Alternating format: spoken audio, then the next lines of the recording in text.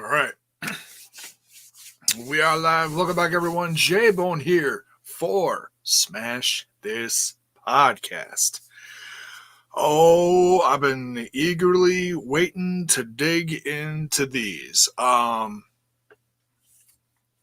Might be some of the most significant stuff we see from a legend in wrestling. Like ever. And it's all a matter of opinion. We are going to be talking about part one, which is going to end up being a part 5 series of Undertaker, The Last Ride. Let's do this.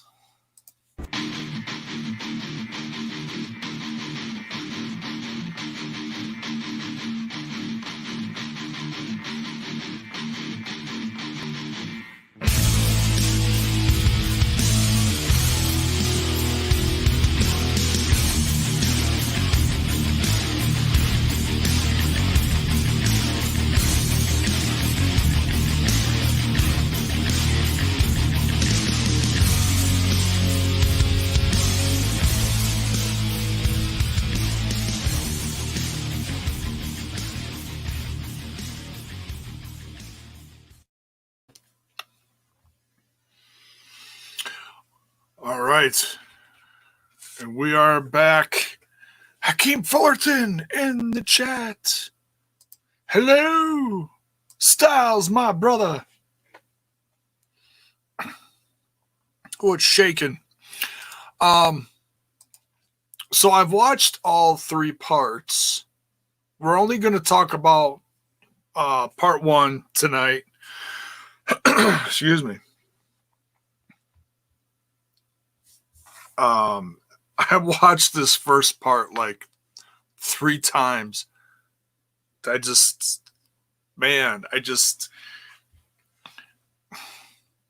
little background on me. It may sound stupid. On me loving these. I've always been fascinated about behind the scenes stuff. And we really never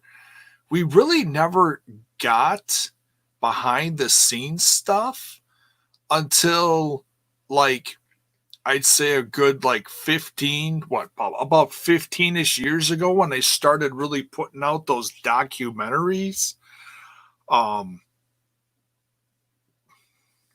Anything from the controversial, Chris Benoit one, they started putting out stuff about The Rock, Mick Foley, Stone Cold, the Ric Flair one, all sorts of different ones. And you never saw anything, at least not to my knowledge, like this. Because The Undertaker has always been super conservative and private about his life.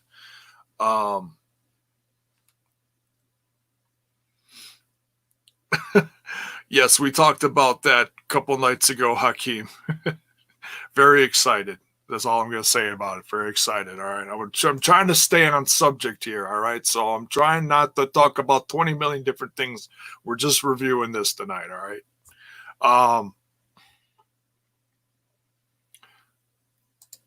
And I love these. Whoever puts these together, I mean, this is, man, seriously, give them a raise or something.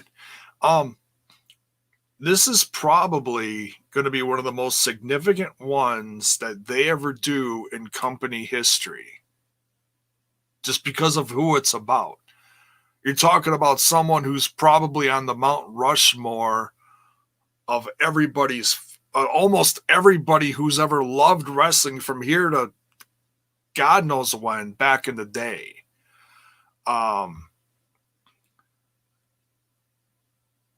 And like I said, he's always been private, always super kayfabe.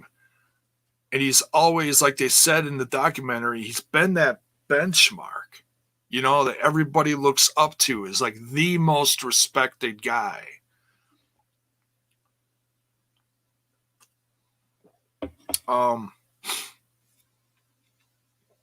So the series is called Undertaker, The Last Ride. It's 5 parts. Parts 1, 2, and 3 already came out. Parts 4 and 5 are coming out in 2 to 3 weeks, like middle of June, something like that. So I'm going to be taking my time watching these, reviewing them, trying to give them, due respect.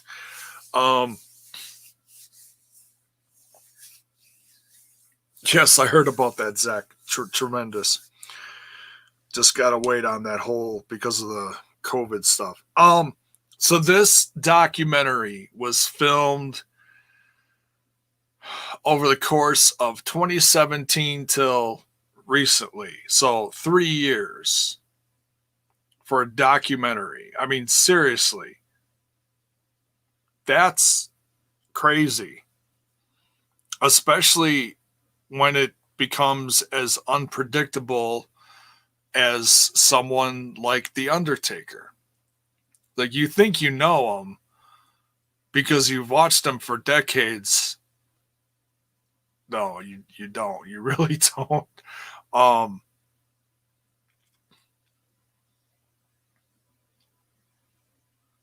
I think it was right around the time that I was just about stopping watching wrestling is when he debuted. So, like, his first, like, decade-ish in the business, I really didn't see much of. So the fact that they took the time to really go over a quick but decent glimpse of his history from his debut to special things about his eye roll.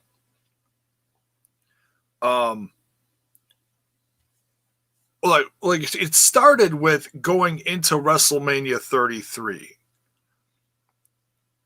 He's arriving at WrestleMania 33 that week. He's about to face Reigns, and then they go through the whole reflection.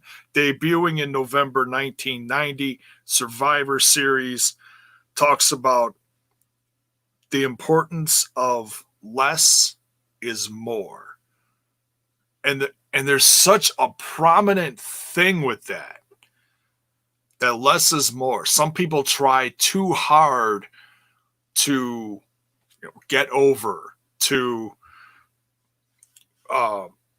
put on a performance, make the fans remember stuff. But when you only give them so much and you give it a certain way, it just makes them want that much more.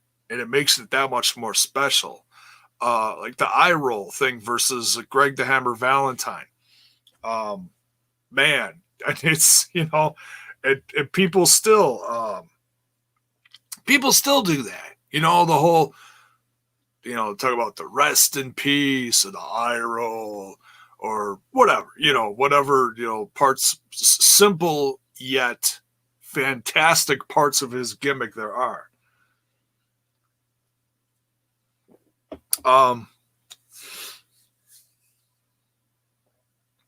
Becoming champ at WrestleMania 13.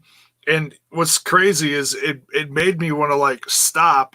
I didn't, but when they showed you these glimpses of his history, made you want to stop, go back, and then watch the actual event. Like, I was like, man, Greg the Hammer Valentine. I'm trying to remember. Was that one of his first WrestleManias that he wrestled, that he faced Greg the Hammer Valentine?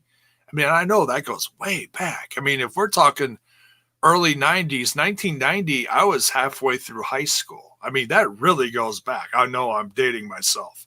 It makes me feel really freaking old. I got to look that up. If anybody knows in the chat offhand,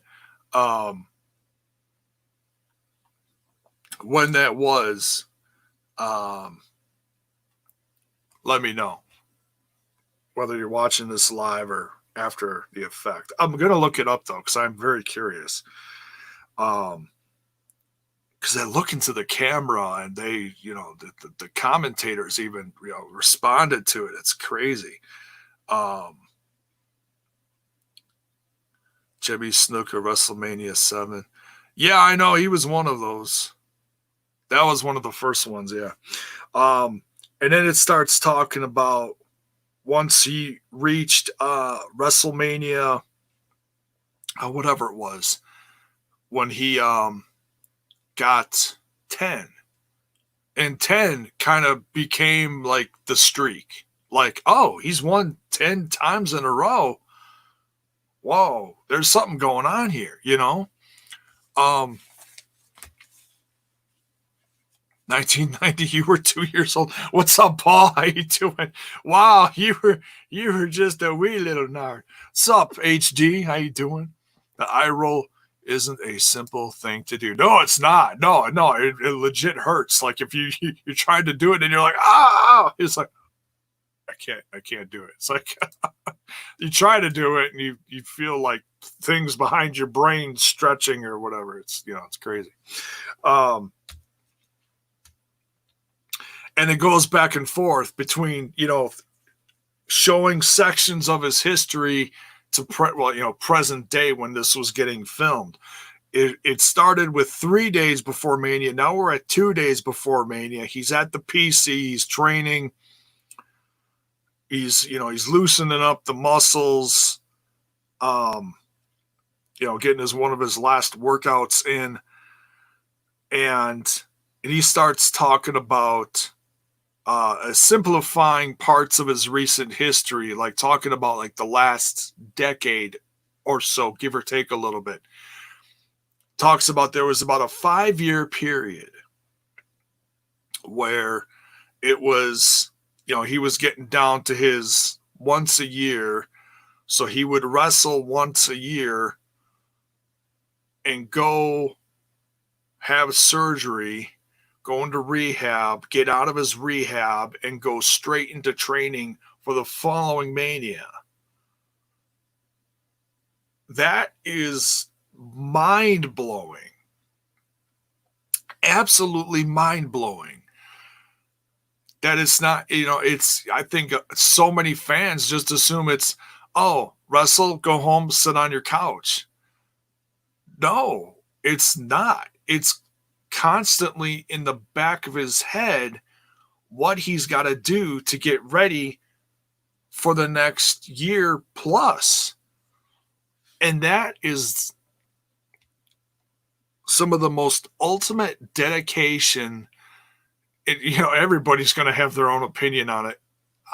Some people say it would be absolutely ridiculous to try to do that schedule when so many wrestlers, like I said here, the big comparison is you work 200, 300 dates a year, you get calloused.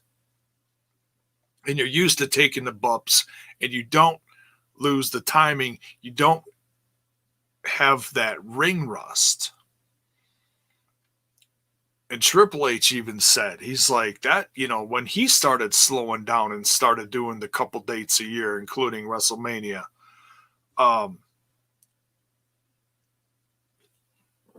he agreed. He confirmed how difficult that really becomes because you lose stuff that gets ingrained in your brain, from physical things you're doing to remembering to do stuff. And then, like they said in here, that starts to affect your confidence. Like, am I going to remember stuff? How is this going to look? Am I going to be able to give the people what they want? And that was really something. Like I was going to say, they start talking about that 5-year history where he did the 2 matches with Shawn Michaels, the 2 matches with Triple H, which they were showing highlights, and it's just, you're just speechless. Just from the little bit of highlights that they shown, and you remember how good these matches were and how much emotion was left out there for these guys. And then after those straight 4 years of insane matches with those 4 guys, and those just 4 matches, Then going into defending the streak against Lesnar. Talking about how he was concussed and that he, to this day, does not remember the match. And I've watched recently, you see like interviews about like, and it's always entertaining. I would never poo-poo anything like this. It's always entertaining. Seeing interviews from Paul Heyman on the legend of the streak getting broken at WrestleMania, and was it planned, or did he not kick out because he was hurt, or did Brock not let him, all that stuff. And that's one thing that they did not reveal here. That's still kind of a mystery to this day, I think. I mean, I've never heard it any other way other than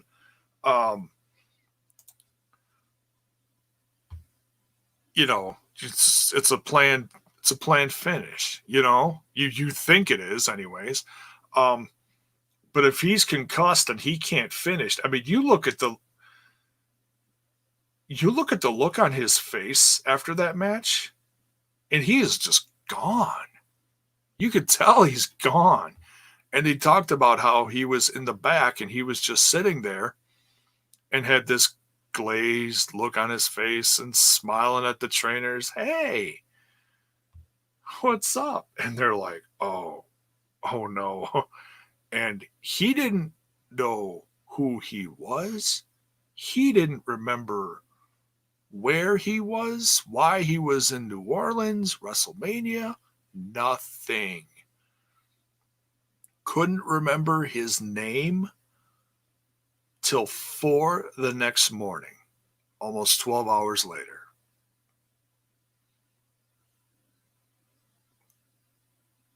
That's just crazy. I can't even fathom that. That's just, I mean, that shows that how much wear and tear the Undertaker had on his body back then. And then going out of that, losing his self-confidence, trying to come back from that, physically, mentally, emotionally, spiritually, everything. Going into the fight with Bray Wyatt, going into that absolutely riddled with self-doubt, and Triple H telling him, hey, remember who the fuck you are. You're the Undertaker. Go remind them who you are. And that helped him. And he went out there, and I don't remember a lot of details from the match. But I think we all pretty much assumed that Taker was beating Bray Wyatt after taking the loss to Lesnar. And I know there's always different opinions of people who are upset that Bray should have won, blah, blah, blah, blah, blah. Whatever. It's Mania. It's Taker's match. It's his streak. Well, the streak was over at that point, but still, it's, if you're, wrestling for the WWE and you get the chance to share a ring with the Undertaker at Mania, are you really going to put your ego out there and be like, oh man, I should be winning this one? No, you're honored to be in the ring with him. It's one of those things.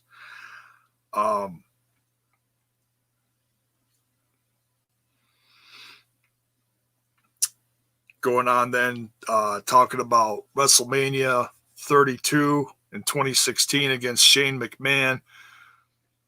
And he's got his confidence back, but he's wrestling more. And he's just getting more and more banged up. He faced Brock Lesnar again, Hell in a Cell. They showed highlights from that. Just absolutely brutal. Leading into, at the time, 2017, the Rumble. And coming face to face um, with Roman Reigns. And he even said at that time, he's like, there are kids that have been busting their ass all year that deserve to be in there. He's like, he knew with the way he had been feeling physically that he didn't belong there. And, you know, I hear people say that every year. Every damn year. You know, man, there could be some, you know, kid in there that's busting his ass that deserves that spot, and Taker took his spot. You know, it's all that kind of stuff. It's like you can get pissed off at this person, that person. It's Vince's company. You know, it's Vince's company, and he's trying to sell tickets. So he's going to put Taker in there, you know, if Taker can do it.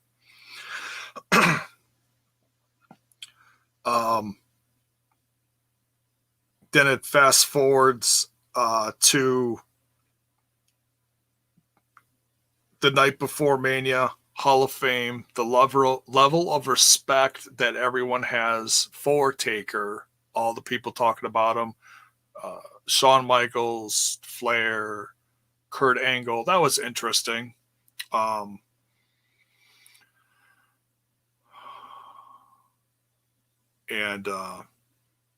you know, everybody asking him, are you ready? He's like, yeah, we'll see, you know.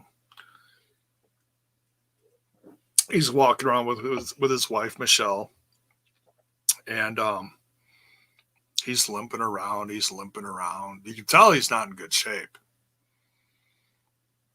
And I remember me and a bunch of friends had a lot of different opinions going into that WrestleMania that we knew he didn't look good.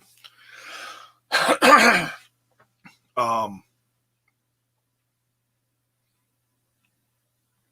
that was a rough one going in there against Reigns. That was. And then they also came up with the discussion of when is it time to call it quits? And, you know, do you tell someone when it's time it's over? Or do you let excuse me, or do you let them decide because of the level of respect that they have?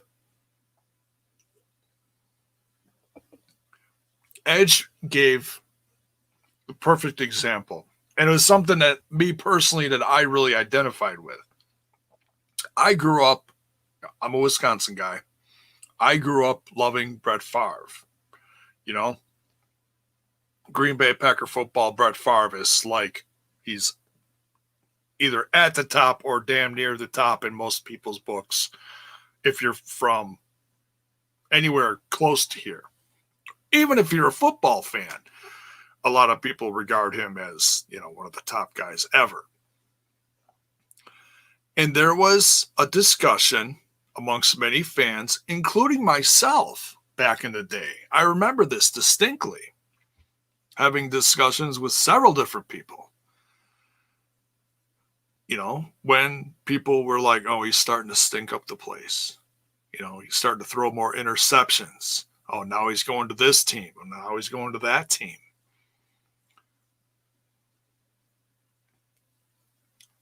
When is it time? When is it time to call it a day? And Edge said, you know, for someone that has that much respect and is that good, you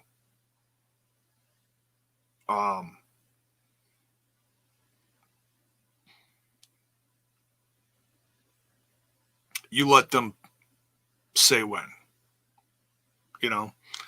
And I remember sitting in a bar a couple minutes from here talking with a bartender, Dave, over in Butler. And he was the one guy that put that in my head. He's like, all these people saying, oh, he can't go anymore, he should quit, and blah, blah, blah, blah, blah. It's like, put yourself in his shoes. It's like, you're one of the best, and you don't want to stink up the joint, but it's got to be up to that person. Especially when you're at that level of greatness, and that's a tough one. I remember Dave, the bartender, telling me, he's like, are you going to be the one to tell him it's over? He's like, do you think anyone deserves that right? It's like, no, they don't. Perfect. Edge gave just the ultimate example. Something that I got, and I hope everyone else understands it. Whether you're a fan of Brett Favre and the Green Bay Packers, whatever, or not. It's a perfect comparison. It really is.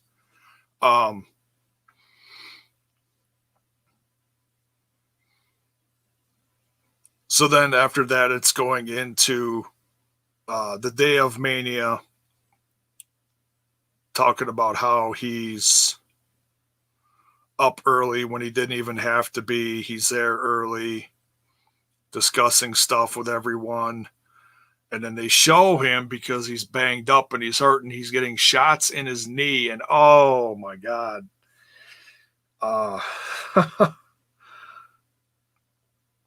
I've been with my wife, Tracy, now for almost 10 years. And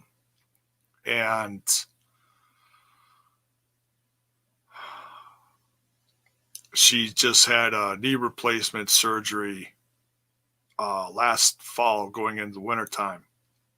Still having a rough time with it. Still. But it is what it is. Some people are, damn near running down the block after it. She's not in good shape. She's one of the few, because she's got other health issues like arthritis, fibro, whatever. The list is long and distinguished. And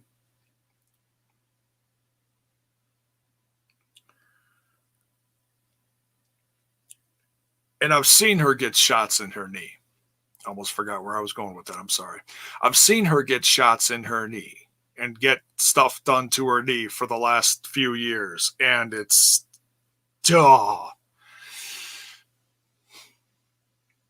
not easy to watch. Whether you're okay watching needles and other procedures like that, it's not easy. So, watching Taker laying back on the trainer's table and getting shots in his knee before Mania was just, it made me cringe. And I'm not even the guy,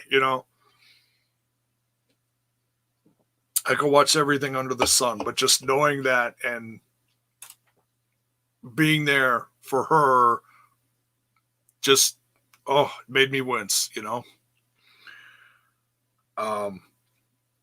Showed highlights from the Taker Reigns match. Hiccups during the match, Reigns going back, trying to reverse that pile driver and put Taker in a pile driver of his own. Could not lift him up, tried twice, and then finally just lifted him up regular and super punched him and walked away for a couple of seconds. And I can't even imagine the level of frustration. I know there was a lot of moaning and groaning. It was audibly, you could hear it. You could hear it in the crowd. They were moaning and groaning during that. Like, I remember watching it live and that's just, it's time, and then not knowing how the end was going to go. They're playing that. It was, you get choked up just thinking about it. It was a very emotional ending to that WrestleMania. Reigns gets his arm raised, walks up the ramp, turns around, pyro, very cinematic. I remember that. I had that as the backdrop to my computer for a while. Great shot of Reigns. goes back to the ring. Taker's there, slowly gets up and starts doing something that he's never done before, and that's acknowledging the audience. He put his jacket on, he put his hat on, he had his gloves, and he just stood there. And he's listening to the crowd, and he's turning around and he's watching the crowd react to him. And it's like you can tell something's happening. Because the Taker never does this, right? Takes his gloves off, takes his duster off, takes his hat off, leaves it in the center of the ring, leaves the ring slowly, goes over, kisses his wife, checks on the kids, walks part way up the ramp, disappears into the fog.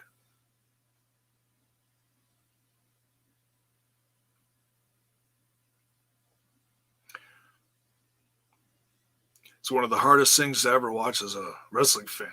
They showed the emotion in the crowd when he did this. And I've watched this particular, this first part like 3 or 4 times, just ingraining all this history into my brain so I could do this. Because I forget shit 5 minutes later sometimes. And it's so hard to watch because it's so well put together, and the music and the way they presented it. And then they show the look on his face as he's coming down, from the ramp, engulfed in the fog and everything, and just the look on his face is disheartening. It's so sad. It's so unbelievably sad. And then it goes into, what's down the road. Before that, excuse me, he meets his wife backstage. Before that, he's walking underneath the ramp towards the backstage area, meets Triple H about halfway down, and gives him this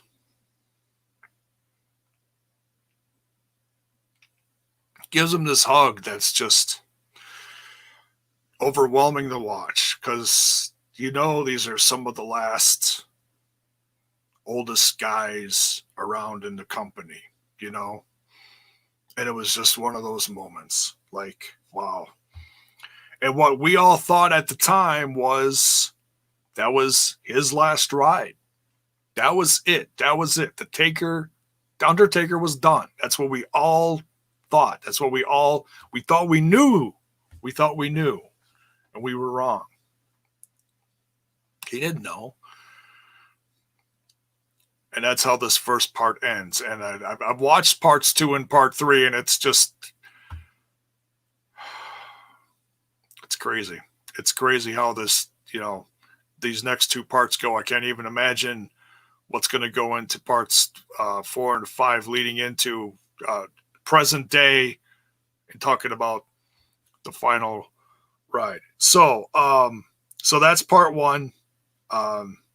Like I said, it's some of the best stuff I've ever seen regarding an absolute WWE legend, wrestling legend. And man, just loved it. Bravo. Hats off to the people that got the footage, put it all together. And I know you guys were itching at some other stuff. I saw it out of the corner of my eye. So I'm going to go into the chat now and just go over some comments here. I'll go over this again for the sake of the people that just came in here, because I love chatting with you guys. I didn't want to ignore you guys, but I wanted to get through this because I never would have gotten through this had I kept going back and forth to the chat like I always do. So I appreciate your patience. I'll go through some questions, brief Q&A, and then we'll call it a night here on Smash This Podcast. Hakeem Fullerton came in here talking about Deonna Purrazzo.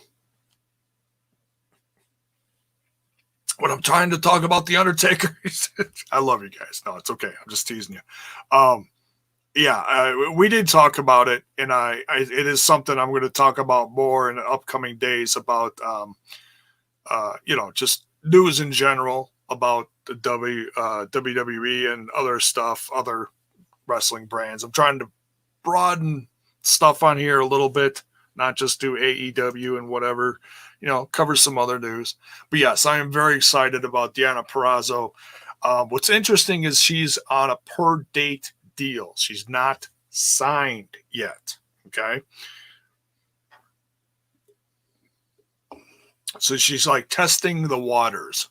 But man, I hope she sees the response from the fans, and I hope she hears. I'm not going to sit here and be like, "Hey, Deonna Purrazzo, watch our TNI podcast for our reaction to your arrival." I'm not going to sit there and do that. If they're itching to see some good-hearted responses and stuff like that, maybe she will do that. That's great. If not, whatever. But I am, I'm stoked, man. I mean, look at that Knockouts roster, man. It's one of the top women's roster in professional wrestling. You can't. I mean, everyone's got their own opinion, and that's fine. Whatever. You could be pissed off. Oh, AEW didn't pick him up. Just, whatever. Shut up, dude. What is your favorite and least favorite Undertaker matches at WrestleMania? Dude, I don't even remember them, like most of them off the top of my head, because I haven't seen them over half of them, because I missed like the first decade, so that's really hard.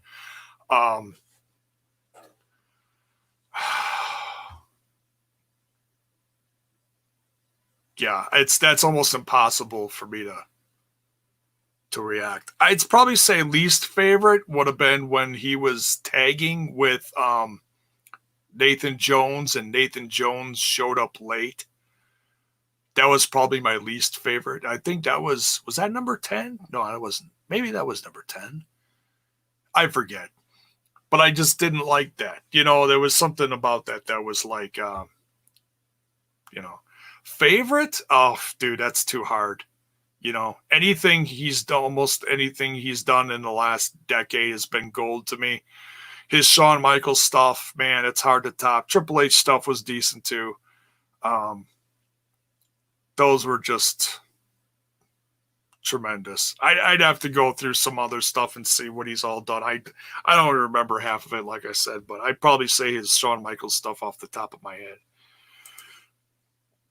Dark Side of the Ring is going to have third season. Yeah, but it's on pause due to all the COVID stuff. What's up, Paul? What's up, William? The eye rolls and the sympathy. Okay, we talked about that. Not at Mania, it was. You wrestled Jimmy Snuka at WrestleMania. Okay, I think that was his first one. First one right there, yeah. You're 2 years old. Never faced Valentine at Mania. Okay, well, whatever. I mean, it was early on in his career. I can't remember who he all faced early because like I said, I haven't even seen him. Taker ever talk about his Mania match with Giant Gonzalez in a documentary? No, I don't. Not to my knowledge. I've seen the highlights of that. Didn't think much of it at the time, but whatever.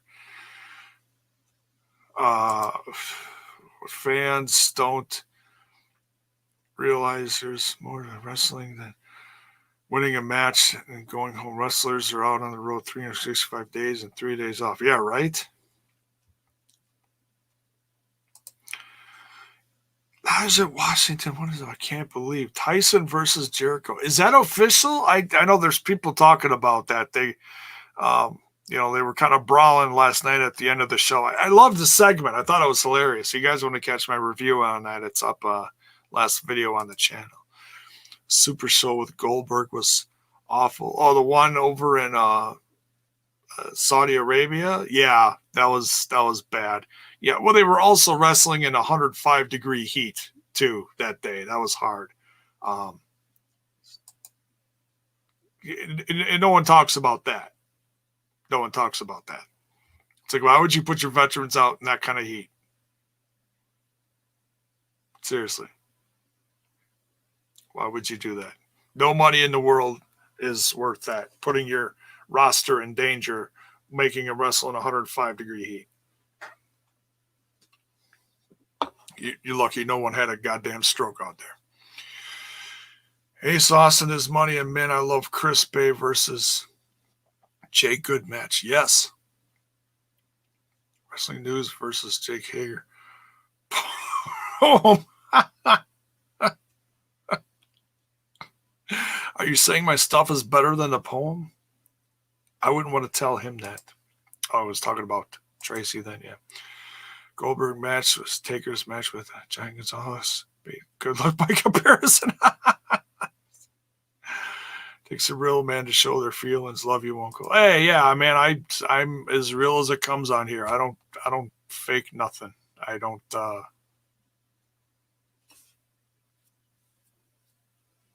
I gotta be me.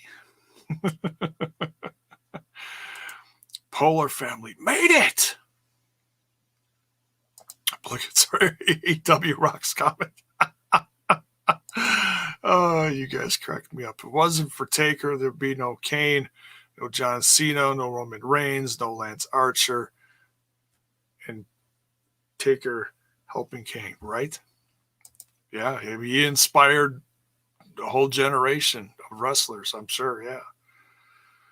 Bray Wyatt and Killer Cross, yeah, they all, they, I think they respect him. They take a little bit from him and they try to put it in their own, Jesse Cole, what's up? Mania 17 storyline, King versus Taker was awesome. Was that when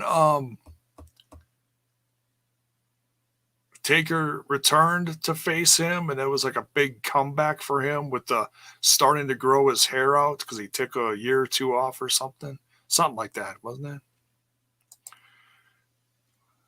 it? Build a lot of guys up. Oh, yeah. Impact's spot was a bit weak. Really? Did you not like it? Interesting. That's the first negative thing I've seen about it. I mean, not necessarily negative, but hey, if not everybody understands the persona, the virtuosa, maybe watch the spot back. Maybe you'll think different about it. I think it shocked a lot of people, so probably some of it went over people's heads. I know that happened to me because I was just shocked and I didn't even pay attention to half the promo. I was just like, it's Gianna Perazzo, because I was reacting live during the Twitch watch along over on the TNI Cheap Plug Twitch channel. Mark Calloway was and still is a legend. Been watching him since his days under the Learning Tree in Memphis when he was Mark Callis. That goes back, wow, mid to late 80s, hey? She was hanging on Ethan's Twitch. Early signs were looking good. Oh, yeah, I just saw the tweet. Yes, that is tremendous, yeah. AEW women's division is top notch as well. They got a lot of girls that they're putting on there that no one knows, and the ones that are really good haven't been around in a while. But I was looking at the roster the other day because I was kind of comparing the Impact and AEW roster. And they're both very good in their own ways. Yes, they are.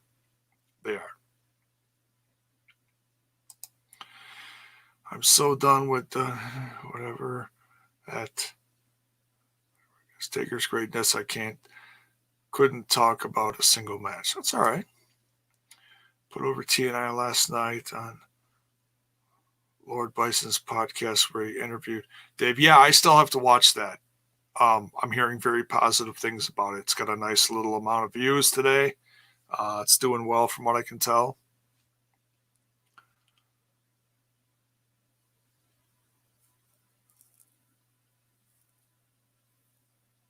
Bell's Point talking about it.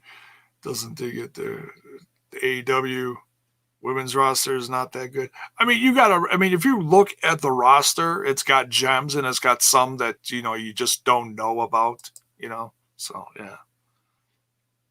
Yeah. And they're all, it's growing. It's growing. And you got to remember, not even half of them are on TV right now because of everything that's going on. So, whatever. It is what it is. Yeah. Team Twitch, yeah. Oh, Undertaker versus Kane at Mania was when Kane was with Paul Bear, and it's Taker long lost. Oh, you're talking about the first one. Was that Mania? I didn't think that was Mania. Oh, whatever. He's wrestled a couple different people, a couple different Manias. People forget he wrestled Triple H a couple times. Whatever. It's all good. Prazo couldn't have been better. Could have been better, but I don't know. She wasn't fully on board until I heard it here. She's been well respected. Her run in the WWE didn't go that hot for this reason and that reason, but yeah, just if you're not sold on her, just look up a bunch of her matches on YouTube. It's what I tell everyone, Tuesday in Texas special with Hogan made Taker. And he was on his way from there. Huh, I don't think I've ever seen that one. I'm going to have to go watch that. In fact, I'm going to write that down. Tuesday in Texas, Hogan. Thank you. I like when people, suggest stuff. Especially stuff that I've never heard of.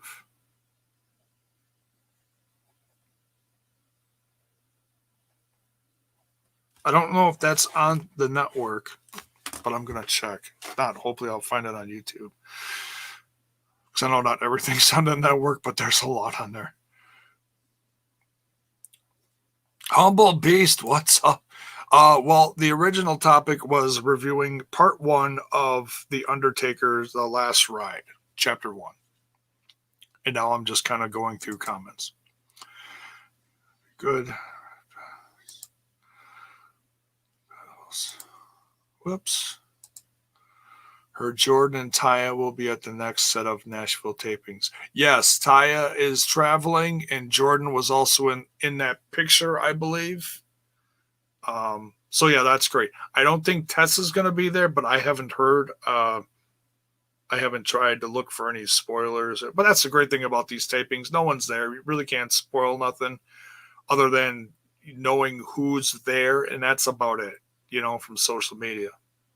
So we'll see. I think the borders are still locked up from what I've heard. I'm not sure, but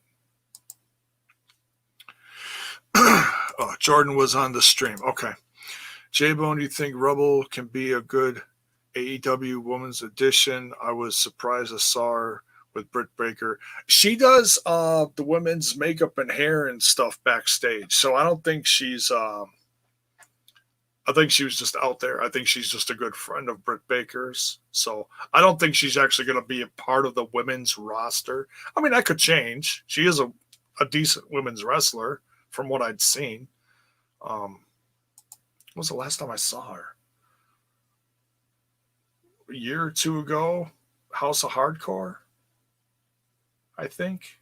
Yeah, one of Tommy's shows he had on his Twitch channel. She came out with someone, I can't remember who. Some flamboyant guy. I don't know. But anyways. Yeah, we'll have to wait and see. It's the first we actually seen her on TV as part of the show. It's kind of interesting. But I'm not vesting a lot in it. If she is, she is. If not, oh well. Maybe she'll just be a sidekick. Paul thinks that they're going to use her. Awesome. Not like WWE. All right. Baker is screwing on me. Her promo is good. It just needs ring work practice. Yeah, I mean, I think it kind of depends on who she's been in the ring with. She's really shined in some matches, and some other matches just haven't been that great. Sometimes you got chemistry, sometimes you don't, At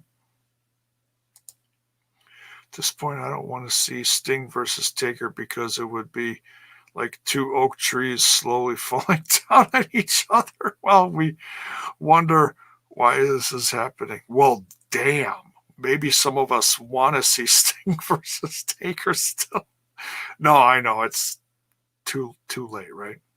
Too late. We'll see. They're planning something big. That's all we know.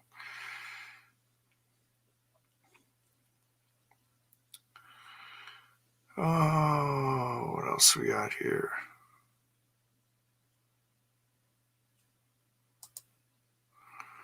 Tessa teased an airport photo on her Instagram account. Don't know if it means anything at all. Oh, it's a sign, maybe. Cross our fingers. They're certainly building stuff up with this tournament, and obviously someone's got to face her at some point. They kept the title on her. I give them credit for doing that. They didn't strip any one of their titles, unlike other companies. Jordan's still women's champion,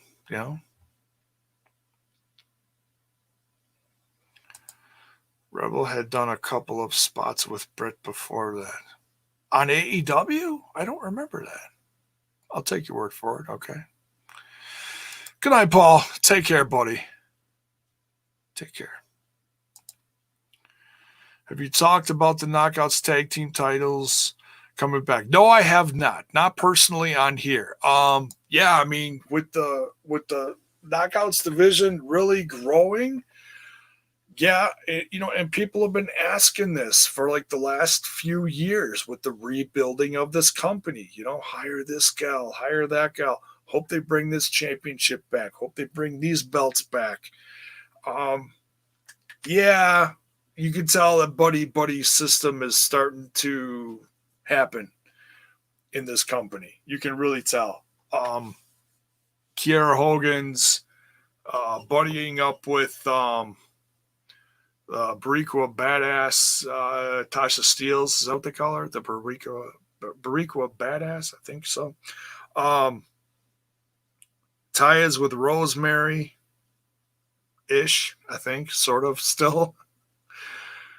Kylie Ray with Susie, very interesting. Havoc and Nevaeh. Kimberly, obviously going to have to team up with someone. We'll have to wait and see who. Some people think it'll be Deonna Purrazzo. Some people think it'll be Tessa. Who knows? I don't know. Maybe someone else new. I don't know. Eric Young? No, I'm kidding. God, if I jinx that, I'm going to feel really bad. No, I want to see him just go ape shit on the roster and just have a great run again. He's a maniac. But yes, I am excited. Lots of different teams popping up. Might even be someone hinted at something. What did Andre Corbeil said something about missing Victoria and Taryn Terrell on TV. Don Callis replied with a keep tuning in or something like that. As in, hey, we might be bringing some more ladies back, maybe. We'll see. We'll see. I'm hoping. I'm crossing my fingers. I've always wanted to see Taryn Terrell come back. Victoria get one last run, but I know she's got a bad leg, so we'll see. It's like the divide between NWA and Impact is grown. Oh, God, don't get me started on that. Britt mentioned on an AEW podcast that she's building on Jericho's early heel act. I think she's doing a great job with it. Yeah, it's a week by week. It's a slow burn. It's a slow burn. So if you like slow burn growth in characters, Britt Baker's definitely that. Sue Young, Kylie Havoc, Nevaeh, Hogan and Steels. Yes. Johnny Swinger got interviewed by Sean Ross Sapp, if you're interested. I watched it. I cannot stand Sean Ross Sapp. I only watched it because I do love Johnny Swinger. What Sean Ross Sapp is doing there after completely trashing the company months ago, I don't get it. He's a piece of shit. He's an absolute piece of shit, and that's all I'm going to say about that. Sue Young is awesome. Yes, she is. I hope when you do your news update, you'll discuss the rumors. NXT champ Adam Cole might jump to AEW when his contract expires in August. I think it's 50-50. I really don't discuss stuff like that. I mean, I talk about stuff once in a while about speculation stuff. It's fun to do that once in a while. I try to keep it to factual stuff on here. I'm not putting a lot behind that. I don't see a guy like Adam Cole, who's been champ for a while now, leaving a company. Honestly, I think the concept of him leaving right now is absurd. If you're champ, I don't understand why you'd be upset and want to leave. I don't get that at all. At least I think he's still champ, isn't he? Anyways, I haven't watched much lately. But yeah, that's absurd. I don't understand why he wouldn't resign being champ so long. He's got a solid footing in NXT. And anybody else thinking otherwise, I just don't get it. But anyways, that's me. There's my thoughts on that.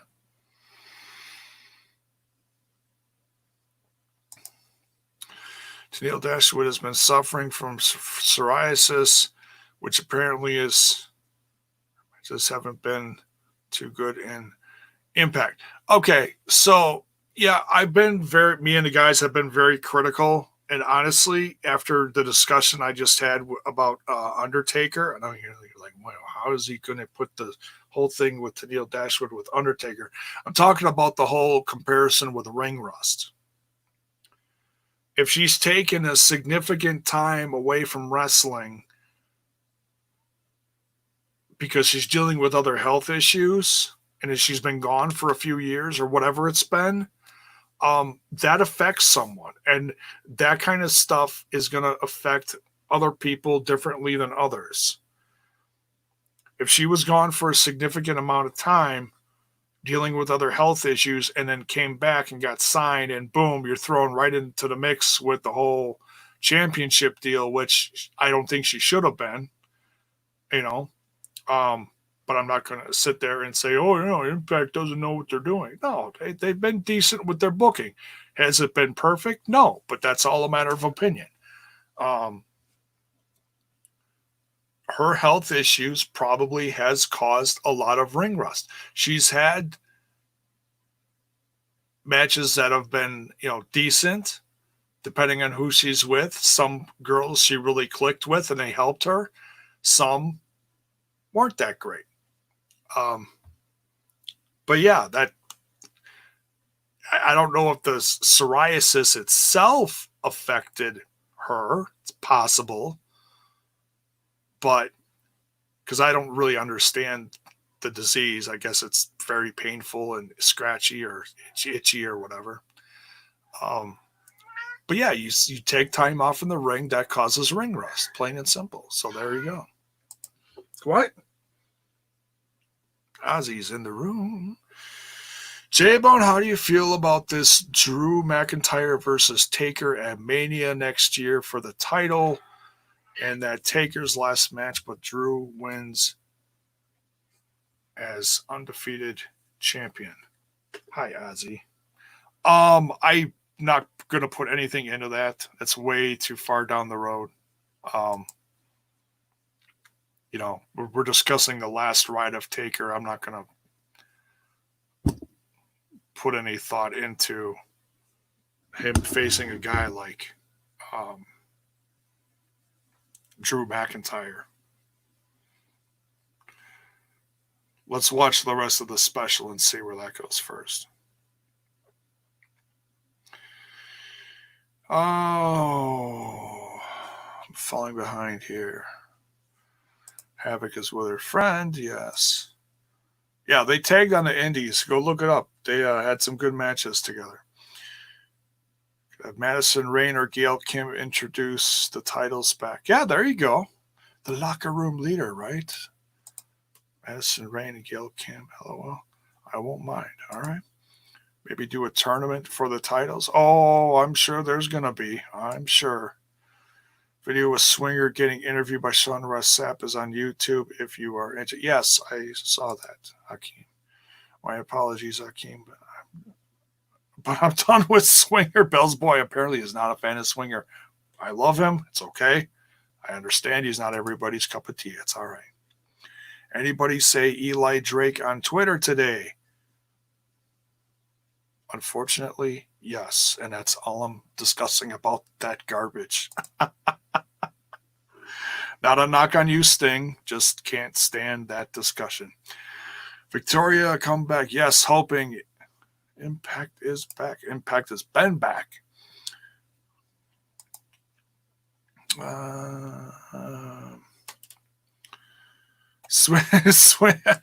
Swing man can do no wrong, right? There we go. That's what we think, right? Impact really needs more funding to improve a bit more. They could be one of the top shows. Just worked at a little more. They've been growing constantly the last 3 years, dude. If you've watched their succession and who they've had, and yeah, there's been hiccups, champions losing the belt, leaving, and other things like that. But man, this company has been on the upswing nonstop. They're on a great channel now, and their attraction they're getting worldwide is just phenomenal. To the point that me and the guys are even notice it. People around the world are starting to. This is a perfect point of reference. This is not me bragging, but I always keep track of the numbers for the podcast, okay? Where people are watching from, that kind of spreadsheet stuff, okay? And I'm noticing people from South Africa, North Africa, Europe, India, China, all these different people are starting to notice the podcast. What does that mean? They're also watching Impact Wrestling. The growth is there. They have millions. They may not have the same viewership in the US that they have in South Africa, but in South Africa, the Impact viewership blows everything else away, completely out of the water by like 100%. It's crazy. WWE will get like 500,000 views. Impact Wrestling will get like between 4 to 5 million views. It's crazy. Absolutely crazy. So they are growing. And yeah, there are things that they can do. But from where they were 6 years ago and the transition from TNA to GFW back to Impact Wrestling, they've come so far. They really have. What are you doing, Ozzy? Come on. Come sit down. Get your butt out of the camera. Your fuzzy little balls. All right. We continue. You're such a butthead. You want to say hi? Here, say hi. Say hello. Grumpy Ozzy. All right, we continue. J-Bone, you think Rohit from Desi Hit Squad needs to find a character to get over? No, I think he's over with the fans. They just need to give him some. I don't know what they're doing. I think he's been losing a couple matches lately, but he's been having great matches. He's solo now, and I think this is part of a rebirth for him. At least I'm hoping it is. I hope it is. This is another JD from. Oh, dude, he's not even close to JD from NY. That guy's just JD is just a maniac. Sean Ross Sapp is just a snowflake asshole of the worst kind. I doubt he leaves anytime soon. Has a great spot there. You're talking about Rohit? Yeah. I mean, I think stuff would have to go south really bad in the next several months for him to do that. But fans, if you want stuff to happen, you got to speak up online, make your voice heard, like we're trying to. Tori's from my hometown, California, and she went to the same high school that I went to. Oh, that's cool. It's not useless. I mean, that's cool. It's all right. I can appreciate stuff like that. This is like I talk about like Austin Aries being from Milwaukee because I'm a Milwaukee guy, Avoiding the Sting question because I suspect it's getting annoying by now. It's just it's character now. Hakeem, okay. William, but okay. Psyched up.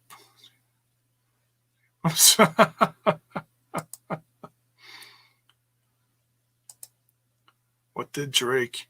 Oh, Drake was calling out Don Callis, called him a vomitous piece of shit. Something like that. And then he deleted the tweet. So my guess is NWA said, knock that 2-year-old shit off. Eli Drake's nothing more than a snowflake, always playing the victim. I'm with you, Jay Bone, about either. And I love him. I do love him. But he needs to shut his mouth. If something didn't go right for you in this company, you can talk about it, but don't sit there and complain because someone had a different opinion about you or tried to book you differently. You're not running that company. That's up to them. If they didn't see something in you, then maybe you should have done something differently. There's a million different opinions on that. Oh, we're just about wrapping this up here. Just went over an hour. I want to get off of here. I'm tired. Please no fuzzy balls. He's gone. It's okay. He's gone.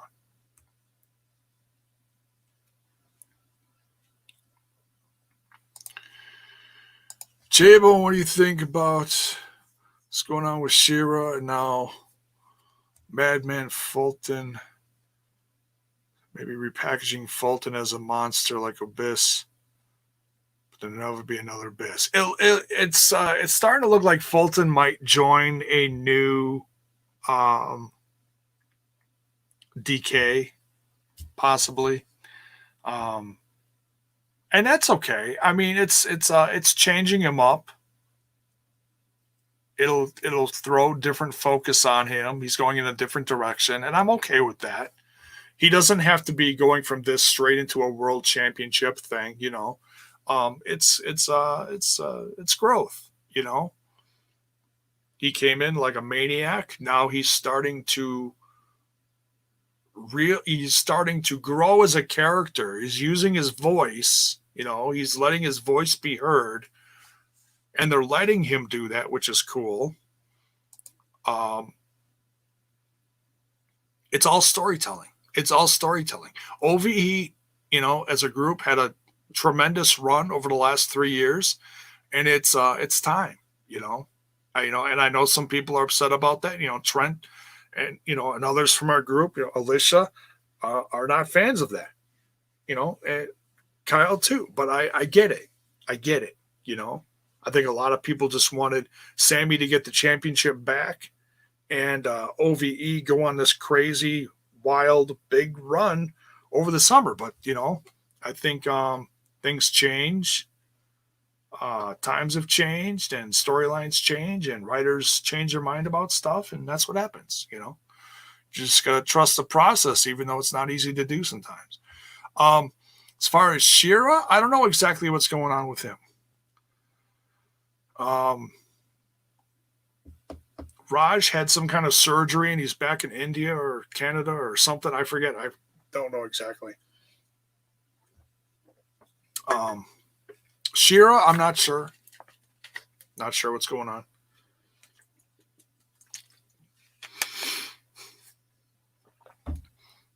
I feel like he needs to stay under Gamma, but I know that's a whole travel issue. So I think that's what the main issue is there. Why that's, there's some people that just couldn't be around for the tapings.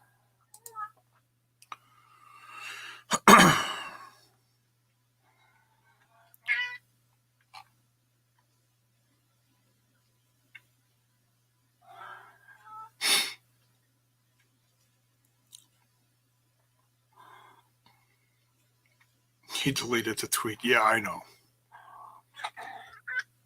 And Ozzy's back. Well, hello. Hi. Loves you.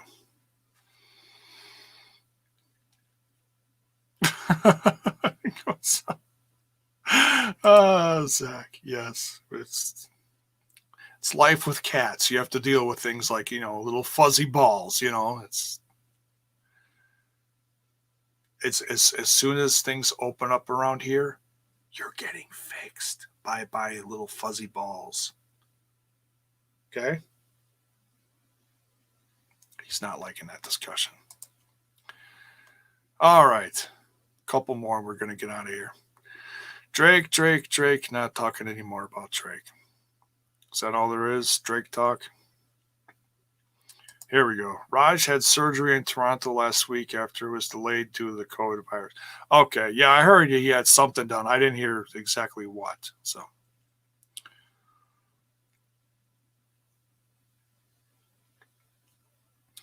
any updates on Rusev? Yes, he is a budding Twitch star and YouTube star. Go look up his. You look up his Twitter.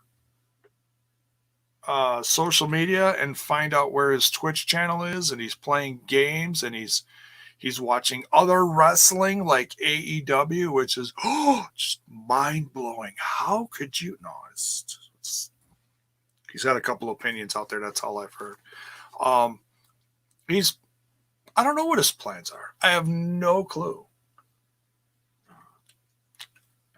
He can't do anything until July anyway. So he's just kicking back, take it easy, probably letting the bumps and bruises heal.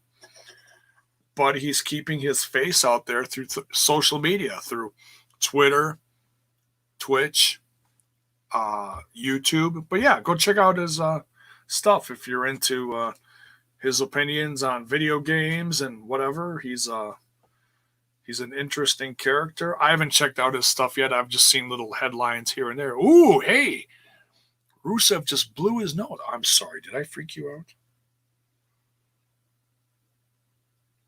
Is it time? Oh, big yawn. Yeah, it's time. All right. But yeah, nothing like no big news like, ooh, so-and-so's talking to so-and-so company and going to debut it. No, there's none of that yet. We got to wait. Wait towards the end of summer or partway through summer for that. But who knows what he's going to do? Who knows? Can't assume anything, guys. Got to just be patient with most of them. I'm more interested in, hey, what are guys like Chris Hero going to do? I'd love for him to show up on Impact too. Maybe a few more surprises during these tapings. Can't wait. Hey, we know Deanna Prazo's there, right?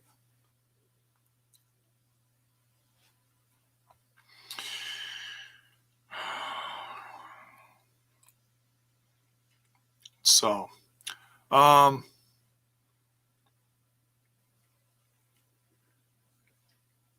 yeah, I think we're just going to wrap it up there. So, thank you for everyone tuning in. Had a nice little watch, and you guys always keeping the chat going. Greatly appreciated. Ethan was marking for Hero tonight. Oh, that's interesting. Well, let's just hope then that maybe means that we'll have a new hero in Impact Wrestling. All right, that's it. Thank you so much, everyone, for tuning in. I'll be back in another day or two, depending on what comes around in the world of wrestling. Maybe I'll do part 2 of The Last Ride. I'm also bringing back the Jacked Up Jukebox. That's my music stuff. I'm just compiling stuff together because I'm taking stuff from a few months ago. I'm taking current stuff with concerts going on Facebook and new bands I'm finding, and I'm trying to like put it all together in a lovely little package of what to all talk about on the comeback episode of the Jacked Up Jukebox. So if you're a fan of music, please tune in for that. There's going to be no wrestling talk. The only wrestling talk there's going to be on the Jacked Up Jukebox is if I'm talking about like a wrestling theme or so and so played music in their band during a wrestling show or something like that. Okay, that's the only time you're gonna have like wrestling content during the Jacked Up Jukebox. So if you're gonna come along for the ride on that, please keep it to music. I respect and I love you guys, and I know you guys want me to talk about certain things, but the music is music. Okay, I'm trying to keep focused on that for those shows and not be all ADD and hey, did you hear about the follow-up on Sting and Eli Drake and their aunt and uncle and whatever. So all right, that's coming up in a few days. Much love, guys. Take care. Don't forget to smash that like button on your way out of here. Smash that sub button and ring that bell for notifications so that you know when more of my content, right, Ozzy, hits your screen. Oops. Good night, folks.